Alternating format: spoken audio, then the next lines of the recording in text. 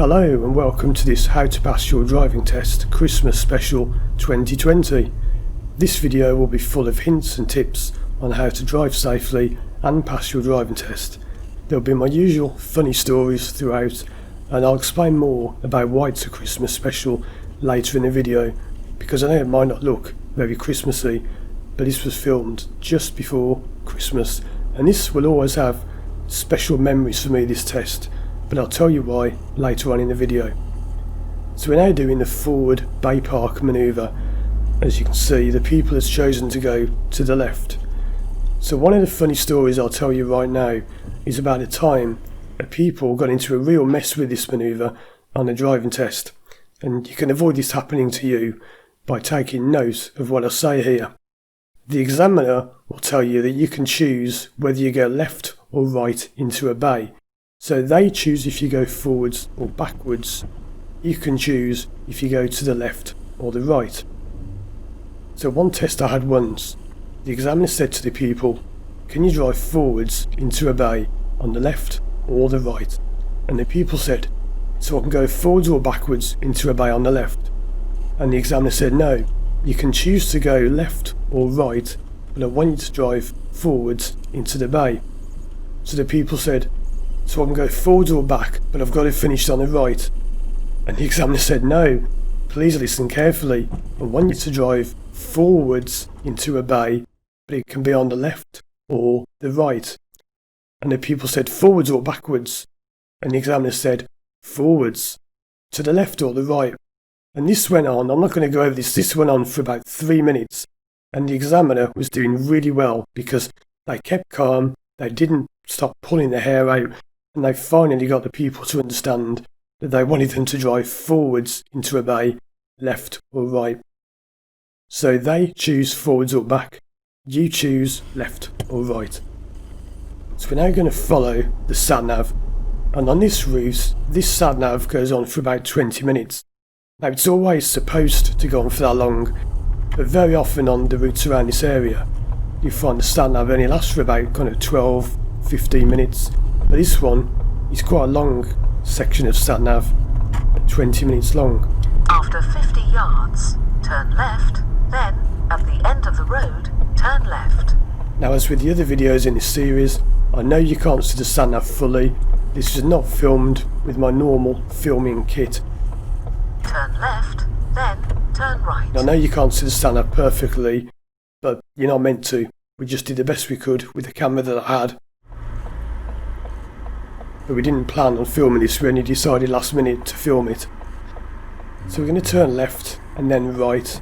I do clarify that for people sometimes, because if you go past this road, turn right, then take the second right. Then you'll have quite a long way to go to come back without doing some tricky junctions.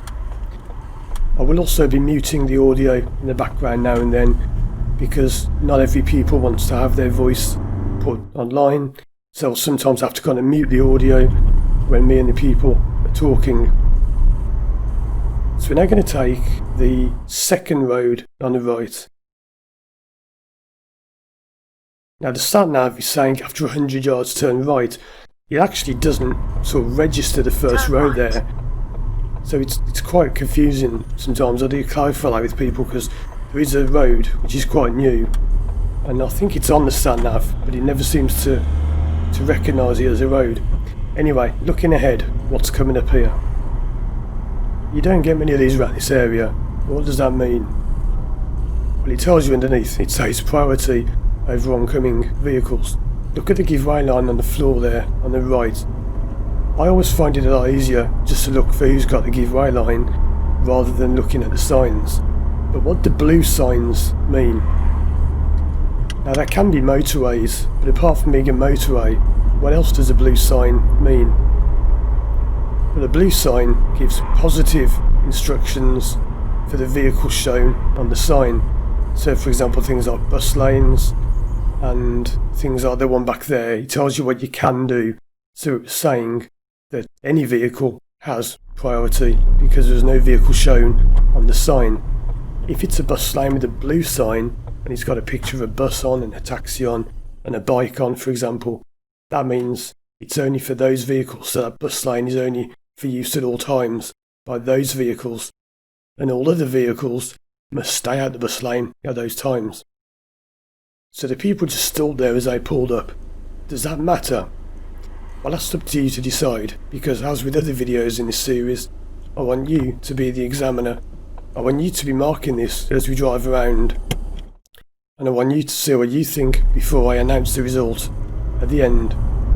I'll explain in a moment why the video just jumped back there. At the end of the road, turn left, then turn right. But before we go over that, let's have a look at this on the floor. Can you see where the giveaway marking is?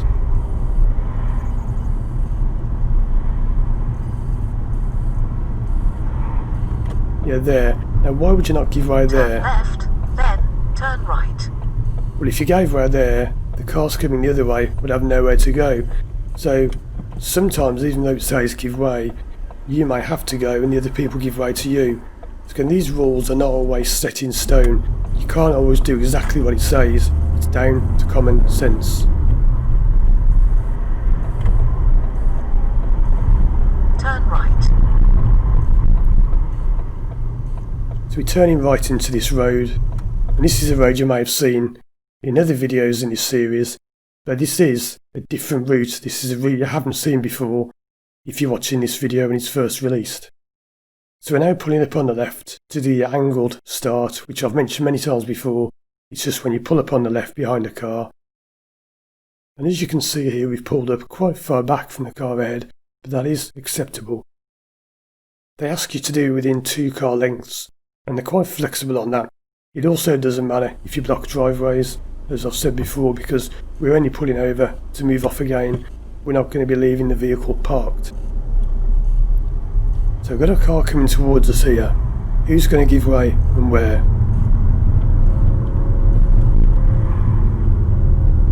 That's good, so that car chose to give way to us. I think they're actually parking up. So when it's not clear who has right of way, what's the best thing to do? At the end of the road, turn left. Well, the best thing is to check what's going on behind you. And as long as you've got nothing like Turn a bus left. right behind you, or a lorry, or a large queue of cars behind you, it's often best just to give way. If you both give way, it doesn't really matter. But if you both go, you've got a problem, because then you could both hit each other. At the end of the road, turn left. So turning left onto this main road, Turn left. and this is where we get to some parts you may not have seen before if you're watching these videos in the order that I release them. What was I talking about earlier when I said about this being a memorable test? Well, this was the last thing I did before Christmas, and I'll always remember this because it was said that we were supposed to be having, After 300 yards, go right on the roundabout and take the 3rd exit. a lot of snow.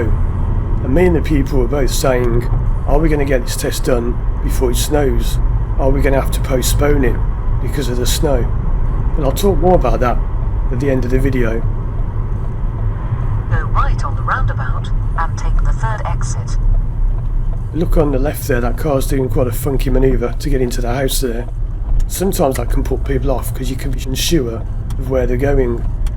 But we're going down this road, and you'll see in a moment what I say down this road. So this is going to be quite a steep hill, and you get a good view over a large part of Birmingham when you go down this hill. You can actually see the Cadbury's factory where all the Cadbury's chocolate's made. Maybe not today because it's a bit murky, but on a good day you can see for about 5 miles ahead when you're on this hill. So we're pulling up on the left again. Again, there'll be several stops at random throughout the test. This is just what we do to test if you can pull over and then pull off again. I'm sorry if the audio is a bit crackly in the background because this was filmed on my older camera, not the one I use nowadays. And this camera did have some sound issues. This was actually the last but one test I ever recorded on it.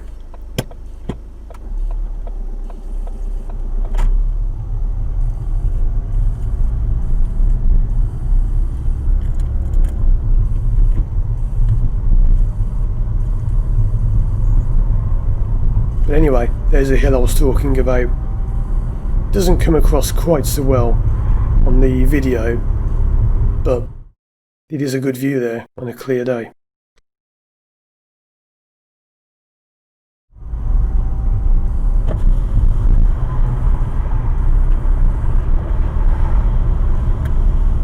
So you may have heard the people there just open and close one of the side windows. That's just the show me question. At the end of the road, turn left. Can you open and close one of the side windows, please? So at the end of the road, as you heard there, we're going to turn left. It's good not to indicate now, because if you indicate there, it can look as though you're pulling in behind these cars, when we're not. Now this is what we call an open junction, and again you can't see this on a video. It's the kind of thing you can only really see in real life. But an open junction is when the view is really good both ways, so you can see to the left and the right really well there. It's quite clear. So the people did well there. They slowed down, they had a look, and then they went. But you can actually come out of that junction in second gear sometimes, because it depends on what's going on around you, but the view could be so good you can actually see really well. After 200 yards, turn right. So on these lights we're going to be turning right, as you just heard. And I've done these lights before in a previous video. We mentioned them in one where I said about how unfortunately somebody got killed here. It was actually a lifeguard who got killed that worked at a local leisure centre. The one that we just started from, where we just came out of the car park at the beginning of the test. So on these lights we'll be turning right. So the people here is just creeping a little bit forwards. Would you creep, or would you stop and put the handbrake on? Well, creeping is good because looking ahead you can see the lights were changing and they've already changed back. So in that occasion it was good to creep. But on this occasion it's going to be good to stop and apply the handbrake. And maybe go into neutral, because we're going to be waiting for at least a minute or so. And you don't need to know the road to know that. You can tell because the lights changed so quickly before, and we are coming from a minor road onto a major road. And again there the sat nav was just falling over, so we'll just reposition that. If the video jumps, it's just me moving the sat nav around. What's the car on the left done wrong there? We should have actually gone over the white line. Now people often talk about jumping a red light and going through a red light. Well, actually that's the incorrect thing to say, because you don't really jump a red light, you really jump a white line. The red light tells you to stop, but the white line tells you where to stop. This is a really important point, and when we turn right you'll see how there are many crashes on this junction. I actually saw a driving test examiner, I think they wrote a car off on this junction once, because I won't say what just yet, but I've got this on video. If I can find it I may put it into the video here. But when you turn right on his lights, it's quite common to have crashes here. See if you can spot why. And just to prove this was filmed at Christmas time, you can see the sign, the banner and the railings there talking about Christmas carols being sung. Anyway, what is there here? Why do people crash here? Well, first of all, the lanes are quite odd, because the right lane goes ahead, which for most times in this area it's the left lane that goes ahead. So the people did really well there to spot that. But did you spot the second white line on the floor? So as we turn right, that was actually a separate set of lights. That is not the same as the first set. So each white line on the floor denotes a separate set of traffic lights. Now I had a time once, this wasn't one of my tests, but we drove past and we saw it happen. There was a people who stopped at the second line as they should have, but a taxi driver behind them didn't, and went straight to the back of them and smashed their car to pieces. So that's quite a tricky situation to be in. What do you do if the light's going red and you know you've got to stop? After 300 yards, go left on the roundabout and take the first exit. but you check the mirror and there is a car flying towards you, and that car behind hasn't seen that the lights have changed, or they maybe don't realise it's a separate set of lights. What would you do? Would you stop for the red light? Would you have to go through, because if you stop you'll cause a crash? Let me know in the comments below.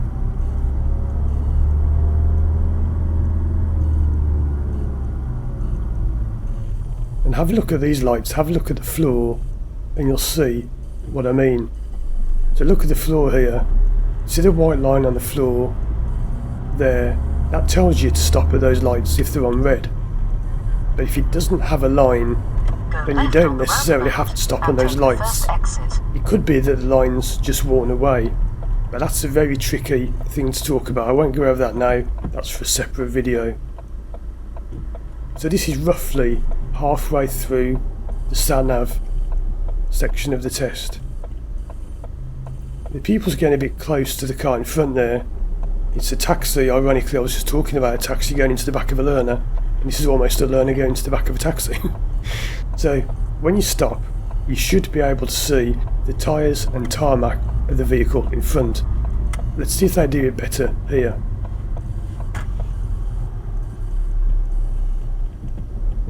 Not really, still getting quite close there. So what do you think? Is that enough to fail on? Will that be marked? Well, that's the point of this video. You've got to decide what's happening, and at the end I'll give you the result to see if you've got it correct.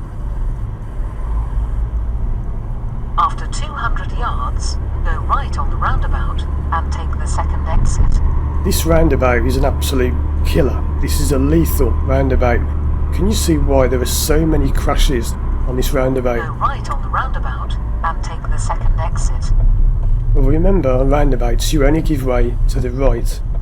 So those people from ahead should give way to us, but will they? Yes, they did. Now, I've had many times there when I've been driving myself, and the people from ahead just don't realise that they have to give way to you. You're signalling, you're doing the right speed, you're following the correct line on the floor, the correct path, you're in the right place, and they just do not realise that they've got to give way to you, because many people think, well, I'm on a main road, so I don't have to give way because I'm on the main road. That doesn't apply with mini roundabouts. The thing is, a lot of drivers on the road aren't used to mini roundabouts because they're fairly new. They've been around, what, 20-30 years or so.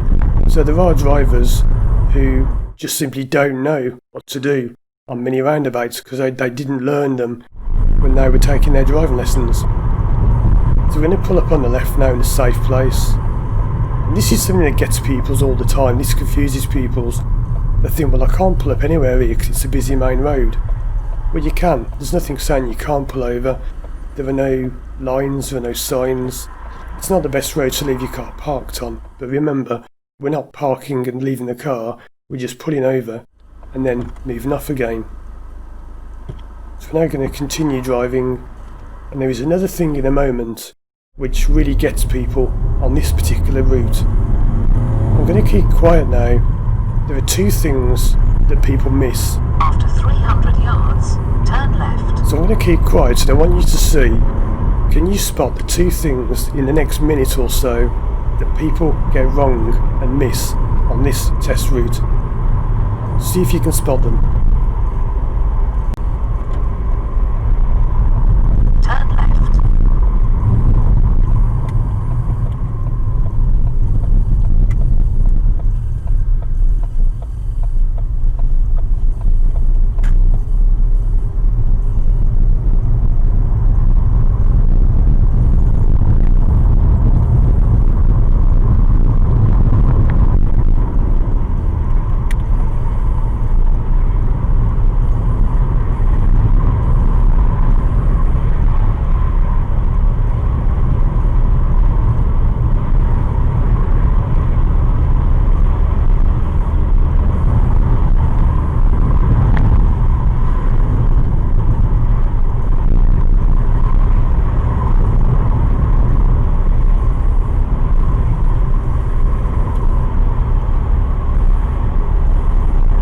So did you spot back there was a national speed limit sign? When we turn left into this road, yes, there was a national speed limit sign. Now you may have seen it, you may think, well, that was obvious, but when you're driving, the thing is that sign is hidden behind the interior mirror of the car, so you actually can't see it when you're driving. It's really, really difficult to see. Did you spot the other thing? Well, the other thing was that hill that we were on just. Now again, hills don't come across as well in the video as they would in real life.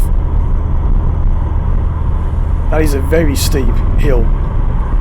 Now Birmingham is quite a flat area. There are some big hills, but there aren't that many. So many times people mess up there because they're just not used to dealing with hills. So national speed limit, if you're in 4th gear and you're only doing about 30 miles an hour, many cars would struggle to get up that hill in 4th. So what would you do? Well, yes, you would drop down to 3rd gear. You don't go up a gear, because many people when they learn to drive, I think pretty much everyone I've ever taught has thought that you have to go up a gear to get more power for hills. You go down to get more power, you go up to get more speed. So if you're struggling, or if your car's struggling, and you're struggling maybe, then you want to come down a gear. So normally 3rd would be fine for that hill. There are some hills around here where you need 2nd because they're that steep, but it depends on your car and your engine. The car I've got now can get up that hill quite easily in 4th, but the car I was in this video couldn't.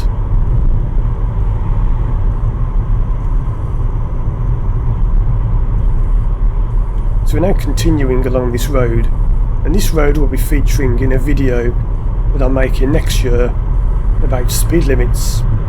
Why do you think the speed limit is 30 on this road? Well, this used to be national. I remember when I passed my driving test, and I used to live almost on this road, just at the end of it. And I used to absolutely love coming down this road, national speed limit, then going on the motorway, national speed limit, all the way to Weston-super-Mare for a short holiday, and it was national all the way from my house to Weston-super-Mare. Now talking about speed, so the sat-nav is beeping there. Does that matter? The sat-nav is beeping to say that people were speeding. Does that matter or not? After 400 yards, cross the roundabout and take the 2nd exit, then take the 2nd right. So yeah, it used to be national everywhere pretty much. I know it's hard to believe nowadays with all the 20 zones and 30s and all that, but there was a time, only about 20 years ago, when there were loads of national speed roads everywhere. Cross the roundabout and take the 2nd exit, then take the 2nd right. It's pretty much national everywhere except for 30s.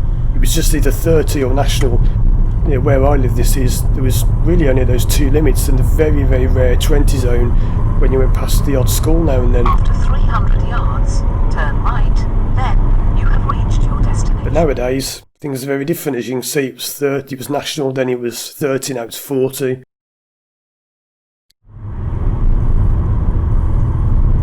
So we're going to turn right, and then we are going to pull up, so we can just take the sat-nav down, turn that off. In fact, we'll leave it on for a little bit, but I'll take it down later. But this is the end of the independent driving, and this is actually, you might be surprised to know, this is almost the end of the test. So yeah, it's quite a long section for the sat-nav. But overall, it's not a very long test route, this one. Some are naturally longer than others, if you'll excuse the saying.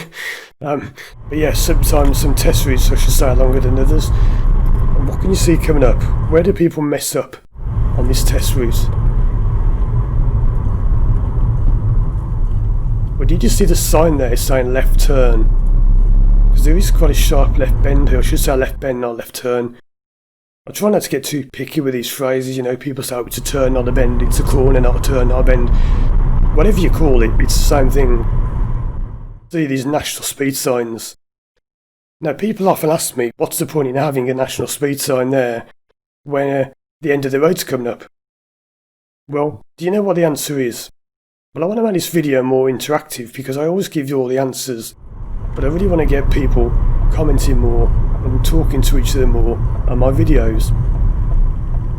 Now, I do appreciate everyone that watches these videos, but I do put loads of effort into these. and at the time I record this, not that many people ever even like them or comment on them. So I would ask you, if you do like these videos and you do want to see more, do please leave a thumbs up and do leave a comment, because that makes me know that people appreciate these and that they want more of them. Because if people don't comment and don't like the videos, I'll think, well, nobody likes them, no, I won't bother making them. So yeah, please do leave a comment, let me know your thoughts, and it's good to talk to each other in the comments and go over things that I can't always say in the video. So we're now joining this slip road, or joining the main road from a slip road, and at the roundabout we'll be going ahead, and that's the second exit to Birmingham. So have a look at the floor and just see which lane you think it would be. So remember, we're going ahead, Birmingham, second exit. Which lane and why?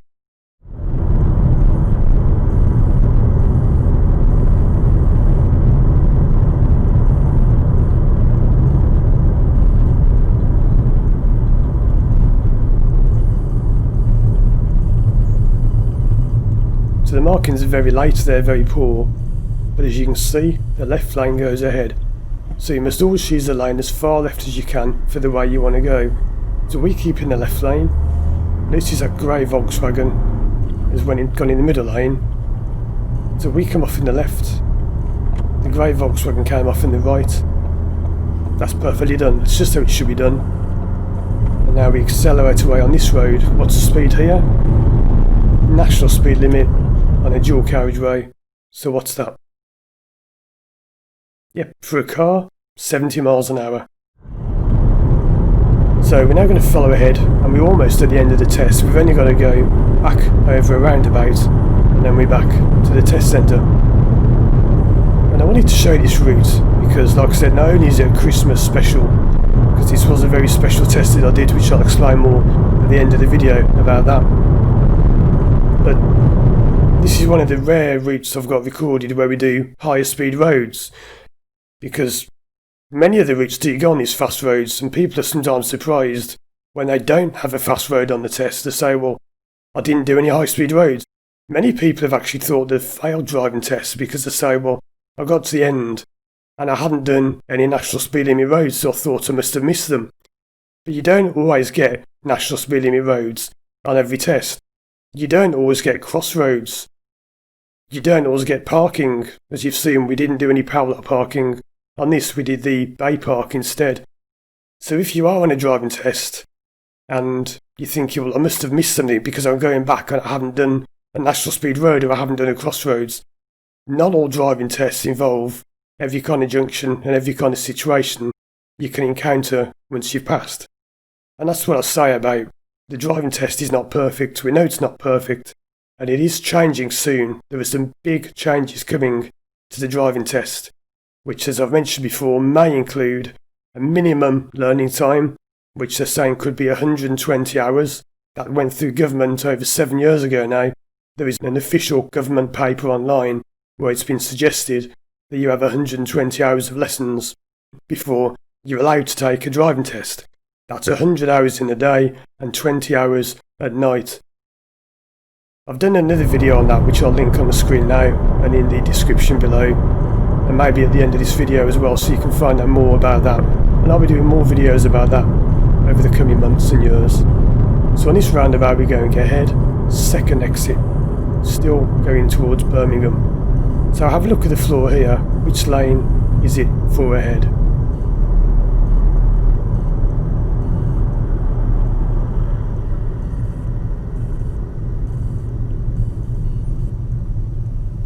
And the pupil's done well there because it's a middle lane, as you can see. The left lane only goes left, but the arrows are very late and very poor. And you could hear a car horn going off there. That's the one who's got the lanes wrong. The one in front's got them wrong, so that car is going in both lanes, the left and the right. We should go from this lane to which lane on the roundabout? Or the left, because if the left lane goes to the left, we go from middle to middle. Looking ahead, the middle lane is the left of the two that you can see. So the red car's just gone down the left lane. The van on the left shall go down the left lane. See, the tyres of the van are pointing left. You can tell they're pretty much guaranteed to go left. As you move off, you check in the left mirror. Is that van gone the correct way? Yes. It instantly it's gone the correct way. We go into the correct lane, bit of a jam. We're checking the right mirror now for anyone overtaking. We're checking the right mirror again, see if we can get to the right lane. Checking for the lights changing. Why did we go to the right lane? Because on the left there it's a bus lane from 7 AM to 7 PM, Monday to Saturday. So we're now heading back down the road, and all the people has to do is keep going and drive into the test centre, and then we'll be back.